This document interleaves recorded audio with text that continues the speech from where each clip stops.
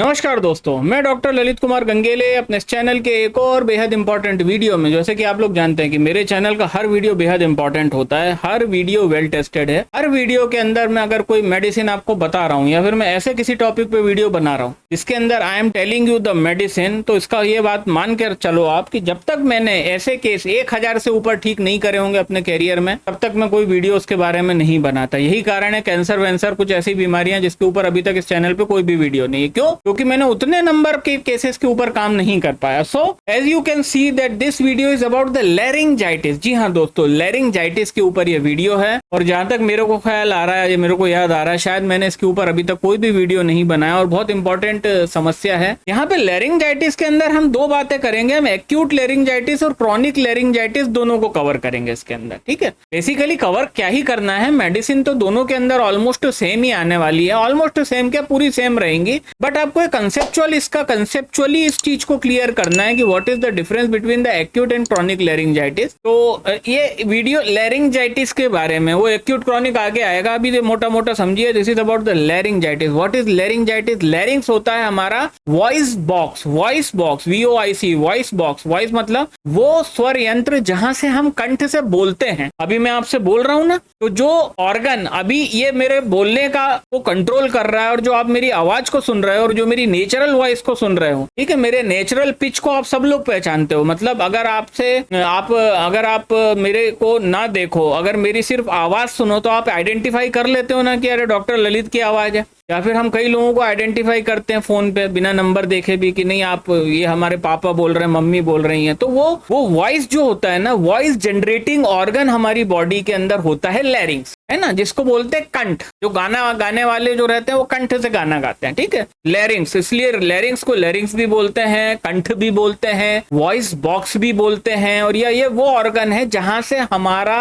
Speech throw करते हैं, हम स्पीच बोलते हैं। ठीक है, अब लैरिंग्स काम कैसे करता है? लैरिंग्स काम ऐसे करता है कि मैं सांस को बाहर फेंकता हूं लैरिंग्स के थ्रू, क्योंकि लैरिंग्स बीच में है। जब मैं सांस को बाहर फेंकता हूं तो लैरिंग्स के अंदर वॉइस बॉक्स से आर्टिकुलेशन, लैरिंग्स के अंदर कुछ मूवमेंट होता है, और वो जो मूवमेंट होता है उस मूवमेंट से स्वर पैदा होते हैं, और उसी से हम भाषा या स्पीच बोलते हैं। तो ये लैरिंग्स की बात हो रही है। And this video is about the laryngitis. तो whenever there is the inflammation of larynx जब भी इन्फेक्शन होता है, तो कॉमन सेंस लगाइए कि लैरिंग्स काम करता है क्या, हमसे हमारा मतलब स्पीच को वो कंट्रोल करता है ना। स्पीच हम जो कुछ बोल रहे हैं वो किसके दम पे बोलते हैं? वो वॉइस बॉक्स से बोलते हैं, लैरिंग्स से बोलते हैं। तो जब भी लैरिंजाइटिस होगा, वॉइस का पिच चेंज हो जाएगा, पिच और बहुत सारी चीजें चेंज हो जाती हैं। ठीक है, और ये आपने भली भांति से आपने कई बार देखा होगा, कई बार मैं पूरे विश्वास से कह सकता हूं आपके साथ, खुद के साथ भी हुआ होगा कि गला बैठ जाना। अगर लोकल भाषा में बात करें, बिल्कुल रोजमर्रा की एकदम लेमन लैंग्वेज में बात करें,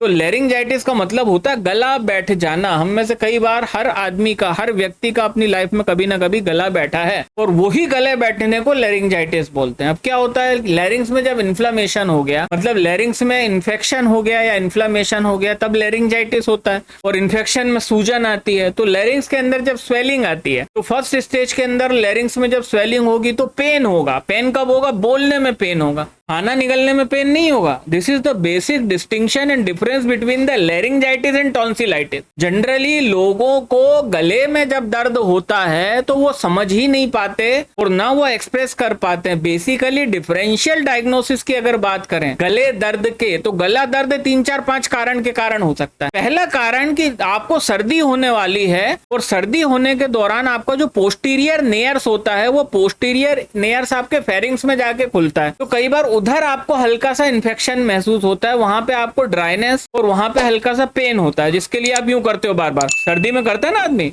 पोस्टीरियर नेयर्स में इन्फ्लेमेशन। तो वो एक कारण होता है कि आपको सर्दी होने वाली है, तब आपके थ्रोट में पेन होगा, पहला कारण। दूसरा, आपको टॉन्सिलाइटिस हो चुका है, आपके जो टॉन्सिल्स हैं 4 गले में, वो जो 4 टॉन्सिल्स है, आपने कुछ खट्टा वट्टा खा लिया तो आपको गले में इन्फेक्शन हो गया फेरिंग्स में, जिसको फेरिंजाइटिस बोलते हैं। टॉन्सिल्स के अगल बगल पूरा फेरिंग्स और टॉन्सिल्स का इन्फ्लेमेशन होता है। इसी को बहुत ही ब्रॉड कैटेगरी में सोर थ्रॉट बोल देते हैं। सोर मतलब पेन करने वाला और थ्रॉट। तो पहला कारण कोराइजा, सर्दी के दौरान आपको थ्रॉट पेन होता है। दूसरा कारण टॉन्सिलाइटिस आपको हो गया है, टॉन्सिलाइटिस हो गया है, टॉन्सिलाइटिस में आपको थ्रॉट पेन होगा। इन दोनों केस में खाना निगलने में तकलीफ होगी। तीसरा केस ये जिसके बारे में वीडियो है, आपको लैरिंजाइटिस हो गया है। लैरिंजाइटिस के अंदर आपको कब तकलीफ होगी? ऐसा नहीं है कि खाना निगलने में बिल्कुल नहीं होगी तकलीफ, बिल्कुल होगी, क्योंकि जब खाना आप निगलोगे तो कहीं ना कहीं खाना निगलने का जो मैकेनिकल वेव है वो आपके लैरिंग्स को अफेक्ट करेगा, तो पेन होगा, बट उतना नहीं होगा। लैरिंजाइटिस में पेन सबसे ज्यादा होगा जब आप बोलिएगा, आप जब बोलेंगे, बात करेंगे, तो लैरिंजाइटिस में पेन होगा आपको। तो ये कुल मिला के गले में दर्द में 3-4 कारण होते हैं। तो उसका एक डिफरेंशियल डायग्नोसिस आपको पता होना चाहिए एज ए डॉक्टर, क्योंकि आपके सामने पेशेंट आएगा, वो तो बस एक चीज भैं करेगा, मेरे गले में दर्द हो रहा है। अब तुम हो डॉक्टर, तुम्हारे पास है डिग्री, और तुम हो पढ़े लिखे, और तुम हो ब्रह्मा, अब तुम पता कर लो क्या है। अगर ये चीज पता होगी तो आप कर लोगे, और यही कारण है जनरली हम लोग गलत मेडिसिन देते हैं। मैंने देखा है डॉक्टर्स के कई बार प्रिस्क्रिप्शन देखते हैं कि टॉन्सिलाइटिस में लैरिंजाइटिस की दवा दे रहा है, लैरिंजाइटिस में टॉन्सिलाइटिस की दवा दे रहा है ना, और कोराइजा हो गया उसमें टॉन्सिलाइटिस की दवा चल रही है, लैरिंजाइटिस की दवा चल रही है, और फायदा होता नहीं। इसलिए तो आपको पता होना चाहिए कि क्या कोराइजा की वजह से थ्रॉट पेन है, या फेरिंजाइटिस टॉन्सिलाइटिस की वजह से थ्रॉट पेन है, या फिर थ्रॉट पेन लैरिंजाइटिस की वजह से।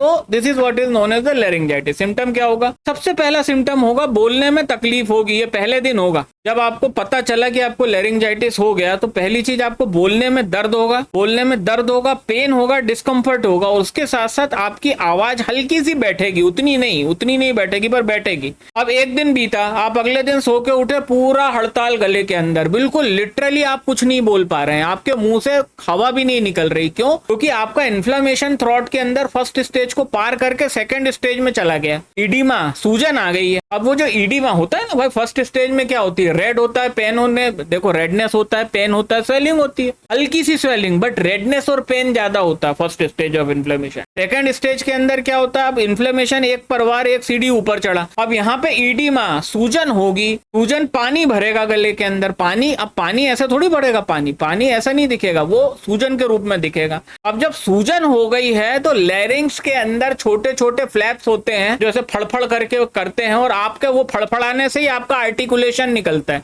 आपकी स्पीच को कंट्रोल करते हैं। अब वो पूरे में सूजन आ गई है भाई साहब, फ्लैप हिल ही नहीं पा रहे, कुछ हिल ही नहीं रहा, वहां पे कुछ हिल ही ना रहा साहब, वहां पे सब स्टैंड स्टिल हो गया है। इतना ज्यादा इन्फ्लेमेशन हो गया है सेकंड स्टेज में कि वहां सूजन आ गई, सब शांत है बिल्कुल मामला, आप बोल ही नहीं पा रहे। तो loss of voice, hoarseness of voice, पहला दिन होगा hoarseness of voice, second day हो जाएगा लॉस ऑफ वॉइस, आप बोल ही नहीं रहे, आवाज ही नहीं निकल रही कंठ से। अब यही 1-2 दिन ऐसी स्थिति रहेगी। जनरली ऐसे में एंटीबायोटिक लोग ले लेते हैं, और 3-4-5 दिन बाद धीरे धीरे सही होना चालू होता है। 7 दिन खत्म कर देता है आपके, 7 दिन आपको सोशल ही नहीं होने देता, क्योंकि जहां जाओगे कुछ बोलोगे तो लोगों के बीच में जाके करता क्या आदमी, बात करता, अब इनकी तो आवाज ही नहीं निकल रही, तो घर बैठते हैं। तो this is what is known as sign and symptom है लैरिंजाइटिस के।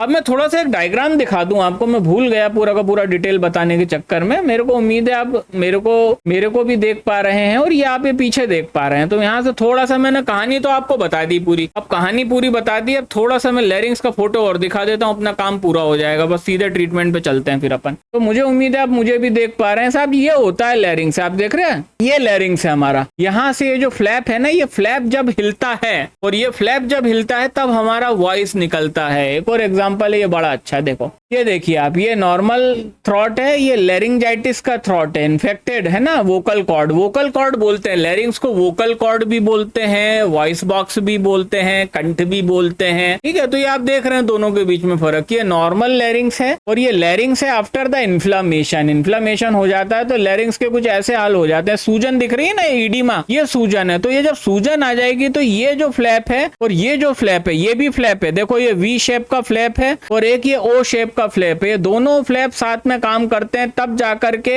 हमारे स्वर बनते हैं, तब जाके हम कुछ बोल पाते हैं। देख रहे हैं ना, ये है एक वी शेप का या ए शेप का फ्लैप है, ये ए शेप का, और एक ये है ओ शेप का, ओ और ए। अब ये देखिए ओ शेप में ये सूजन आई, वी शेप में ये सूजन आई, उसके बाद हो गया खत्म, टाटा बाय बाय, हड़ताल हो गई गले में, ठीक है ना।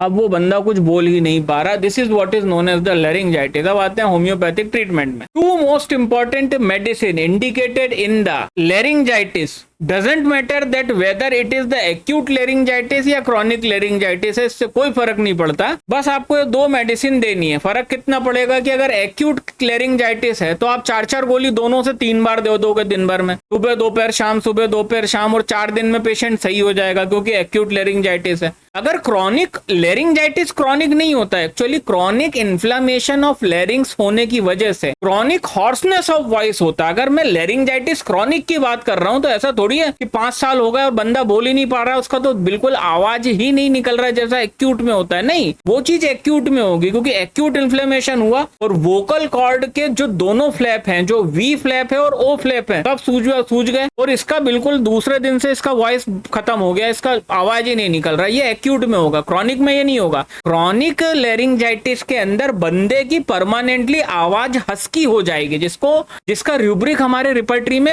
हॉर्सनेस ऑफ वॉइस है। आप जनरली रिपर्टरी में जाते हो तो लेरिंजाइटिस थोड़ी मिलता है आपको, हर रिपर्टरी में लेरिंजाइटिस नहीं मिलेगा। क्लिनिकल में तो मिल जाएगा, बाकी में मिलेगा नहीं तुमको। तो बाकी रिपर्टरी के अंदर आप कैसे ढूंढोगे क्लासिकल रिपर्टरीज के अंदर कि व्हाट इज, हम कहां ढूंढेंगे लेरिंजाइटिस? तो भाई लेरिंजाइटिस से होता क्या है? Hoarseness of voice, voice horse हो जाता है। हॉर्स मतलब कर्कश आवाज हो जाती, भारी आवाज हो जाती है, और वो क्रॉनिक हॉर्सनेस ऑफ वॉइस ढूंढोगे तो वो क्रॉनिक हॉर्सनेस ऑफ वॉइस आपको बताएगा कि क्रॉनिक लेरिंजाइटिस है। तो ये फर्क है। तो एक्यूट लेरिंजाइटिस में बिल्कुल आवाज बंद हो जाती है, क्रॉनिक के अंदर हॉर्सनेस क्रॉनिक हो जाती है। अदरवाइज मेडिसिन दोनों में सेम ही देनी है। एक्यूट में 4-4 गोली 3 बार देंगे लो पोटेंसी में, क्रॉनिक में शायद 200 पोटेंसी 4-4 गोली 2 बार देंगे 2 महीने के लिए, बस इतना फर्क है। So the 2 most important medicine indicated in the case of the laryngitis whether it is the acute and whether it is the chronic or, जो पहली मेडिसिन है दैट इज कॉस्टिकम। जी हाँ दोस्तों, Causticum in the 30 potency, acute में 30 potency में देना है, वैसे क्रॉनिक में भी 30 में ही देना पड़ेगी आपको। तो एक्यूट में 30 पोटेंसी 4-4 गोली 3 बार और क्रॉनिक में 30 पोटेंसी 4-4 गोली 2 बार। क्रॉनिक में 1 महीने खिलाएंगे, एक्यूट के अंदर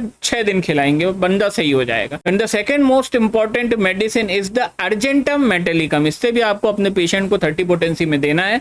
एक्यूट केस में 4-4 गोली दिन भर में 3 बार 5 से 6 दिन तक, और क्रॉनिक में 4-4 गोली 2 बार 1 महीने तक। और मैं इस बात का पूरा विश्वास दिलाता हूं आपको कि चाहे आपके पेशेंट को एक्यूट हॉर्सनेस ऑफ वॉइस हो, चाहे क्रॉनिक हॉर्सनेस ऑफ वॉइस हो, आपको इससे रिजल्ट ना मिले इस बात की संभावना नहीं के बराबर है, नगण्य है, ठीक है ना। और अगर वो रिजल्ट मिलता है तो खासकर क्रॉनिक के केस में आपको कंप्लीट ट्रीटमेंट शायद और 2 से 3 महीने करना पड़ेगा, मतलब 3 से 4 महीने इलाज करेंगे तो क्रॉनिक ठीक हो जाएगा। और एक्यूट तो 2 से 3 दिन का काम है, वो तो ज्यादा है, that is not the matter of concern, ठीक है। तो ये था एक छोटा सा वीडियो हॉर्सनेस ऑफ वॉइस या फिर लेरिंजाइटिस के बारे में।